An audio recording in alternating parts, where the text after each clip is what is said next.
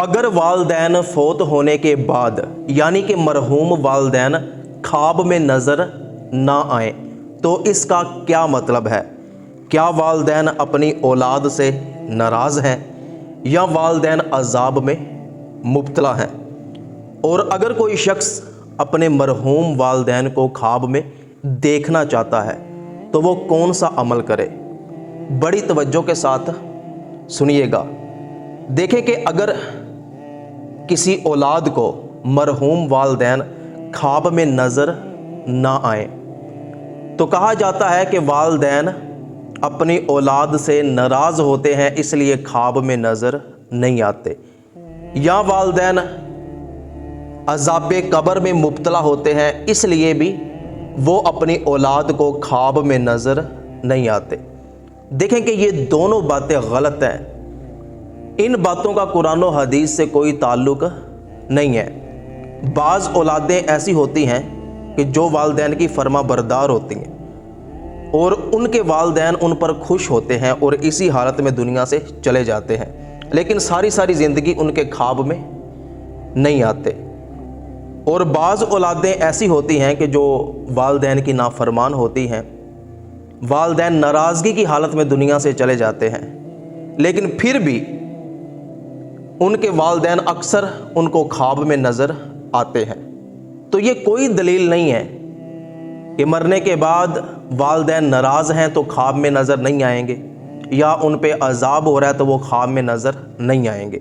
अल्लाह पाक ने किसी भी रूह को ये ताकत नहीं दी कि वो मरने के बाद किसी के ख्वाब में जाए या ना जाए।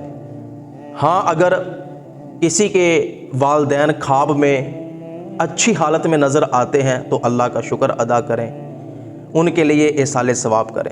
अगर बुरी हालत में नज़र आते हैं तो फिर भी यही हुक्म है कि उनके लिए कसरत से इस्तिग़फ़ार करें। कब्रिस्तान में जाएं, सूरा यासीन पढ़ें, सूरा मुल्क पढ़ें, चारों कुल पढ़ें, और जो भी नेक आमाल करें उनकी रूहों को वो सवाब पहुँचाते रहा करें।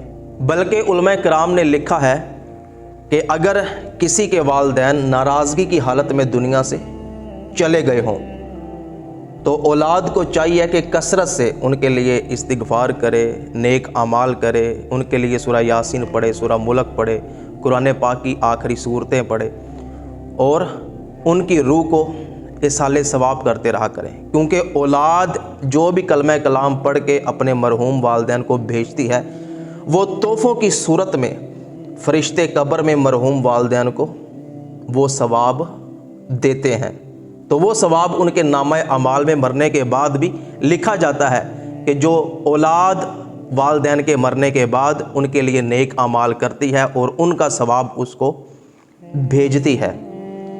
लेकिन अगर कोई शख्स ये चाहता है कि मेरे मरहूम वालदैन ख्वाब में मुझे नज़र आए, या आपका कोई भी अज़ीज़, आपका कोई दोस्त, भाई, रिश्तेदार, किसी का शौहर, किसी की बीवी, औलाद जो फौत हो चुके हैं, वो चाहता है कि ये ख्वाब में मुझे नज़र आए, तो किताब है फ़ज़ाइल दुरूद शरीफ, सफ़ा नंबर 96 पे एक अमल लिखा हुआ है कि जो बंदा ये चाहता है कि उसके मरहूम वालदैन ख्वाब में उसको नज़र आए तो वो रात नमाज इशा अदा करने के बाद 4 रकत नफल 2-2 करके अदा करे, या इकट्ठे भी 4 रकत नफल अदा कर सकता है। हर रकत में सूरा फातिहा के बाद सूरा तकासुर, बिस्मिल्लाहिर्रहमानिर्रहीम, अलहाकुमुत तकासुर हत्ता ज़ुरतुमुल मकाबिर 30वें पारे में है, ये सूरत पढ़े।